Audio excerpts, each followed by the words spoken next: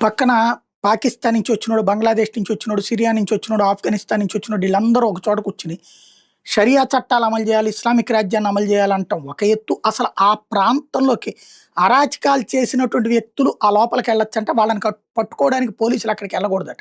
ఒక అప్రకటితమైనటువంటి నిషేధం, అప్రకటితమైన curfew maintain చేస్తుంటే దానికి నిరసన చేస్తున్నటువంటి బ్రిటిష్ పౌరులు బ్రిటన్ జెండా పట్టుకున్నా సరే వాళ్ళ మీద తప్పుడు కేసులు పెడుతున్నటువంటి వేళ, దేశద్రోహపు కేసులు పెడుతున్నటువంటి వేళ, లేదంటే గనక వివక్ష చూపెడుతున్నారని కేసులు పెడుతున్నటువంటి వేళ ఒక సైనికుడు పోలీసు నిలదీసినటువంటి సంఘటన సంచలనం సృష్టిస్తుంది.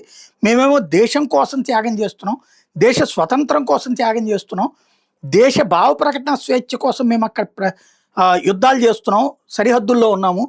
తీరా చూస్తే ఇక్కడేమో క్రైమ్స్ పెరిగిపోతున్నాయి, చొరబాటుదారులు పెరిగిపోయారు, శరణార్థుల పేరుతో వచ్చేటటువంటి వాడు దర్జాగా వచ్చేస్తున్నాడు, వాళ్ళకి యూనిఫామ్లో ఉన్నటువంటి పోలీసులే సహకరిస్తా బ్రిటన్ పౌరులను ఎట్టానే ఇబ్బంది పెడతారు మీరు అన్నటువంటి విషయాన్ని యూనిఫామ్లో నుంచి అడగడం అన్నటువంటి సంచలనం సృష్టించింది.